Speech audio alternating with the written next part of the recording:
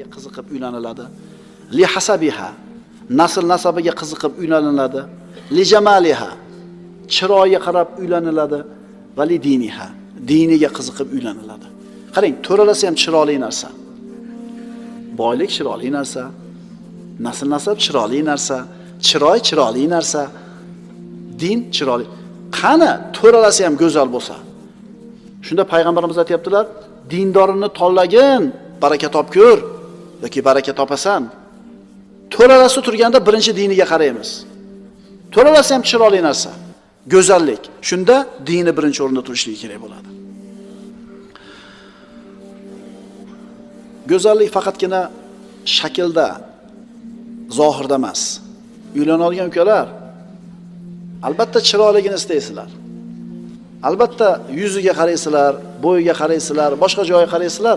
Bu sizlar ko'zingizlar ko'rayotgan narsa, lekin ichki dunyosini ko'ra olasizlarmi? Bir ayol bor, o'rtacha husnli. Eri bilan yashaydi, eriga vafodor, doim xizmatida, doim ko'niga qaragan, bor yo'g'ida yonida birga turadi. Bunaqa erkakning hayoti haqiqatan osoyishta bo'ladi, saodatli bo'ladi.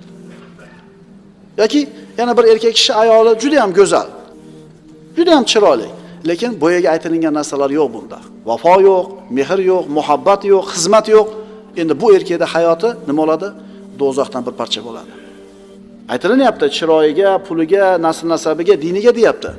Dinini birinchi qaraylik, dinini. Kishi chiroyli kiyimni kiydi. Chiroyli yuvib tarandi, sochlarini taradi, xush bo'ladi, sepdi. Zohiri go'zal bo'ldi. Odamlar ko'rsa ko'zi quvonadigan bo'ldi.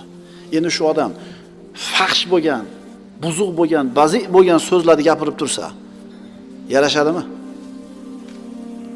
Boshqacha tasavvurda turdi, shaklini ko'rib turib, obrazovniy odamga o'xshayapti. Didli odam ekan, chiroyli kiyinibdi, chiroyli zo'r ekan deysiz, og'zidan chiqqan gapni ko'rib turib, haligi tasavvuringiz buziladi. Bunaqa odamga aytish kerak bo'ladi, sen yo kiyimingga yarashadigan so'zni so'zla, yoki ko'zingga yarasha kiyimni kiyib ol. Ma'qulmi? Shuning uchun zohirli go'zallik bo'lgandek, botiniy, ma'naviy go'zallik ham siz bilan bizda bo'lishligi kerak bo'ladi.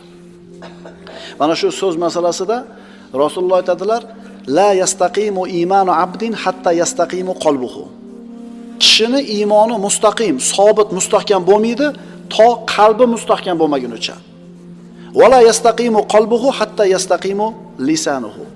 Endi qalbi mustaqim bo'lmaydi, tili mustaqim bo'lmagunicha.